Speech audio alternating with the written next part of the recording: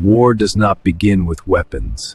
It begins in the human heart, when fear is mistaken for strength. And when fear grows powerful, it demands a crown and calls itself duty. And then, into the path of swords and fire, walked a man who carried no weapon at all. Before the king stood an enemy no army could defeat, a silence that refused to fear him.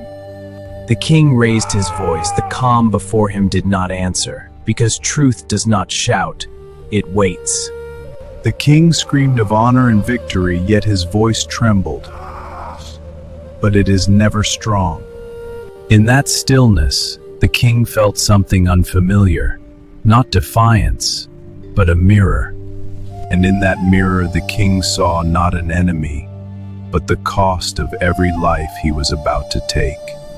For the first time, his sword felt heavy, not with iron, but with consequence. His hand tightened, yet the blade no longer obeyed, for a weapon raised without conviction is already falling. In the roar of armies, a quieter sound rose within him, the sound of regret, long ignored.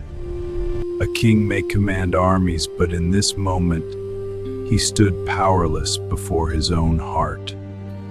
And beside him stood a man who needed no command, for peace follows those who first conquer themselves.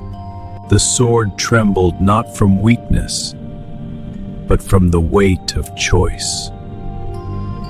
And in the silence that followed, the sword fell, not in defeat, but in awakening. Together they stood, one crowned by power, the other by peace, and in that silence the battlefield began to breathe. No command was given, no victory was claimed, yet in that quiet moment more was won than any war could offer. The armies waited, but the order never came, for the bravest command is sometimes to stop. In the stillness, the battlefield forgot its hunger, and for the first time, no one moved toward death. From that silence, a truth finally surfaced, that the greatest victories are never won over others, but within. The king did not look to his army. He looked inward and found a courage no battlefield could teach. There, among ash and silence, he laid down more than a sword. He laid down the anger that had ruled him. And so the war ended, not with a victory cry, but with a man finally free from himself.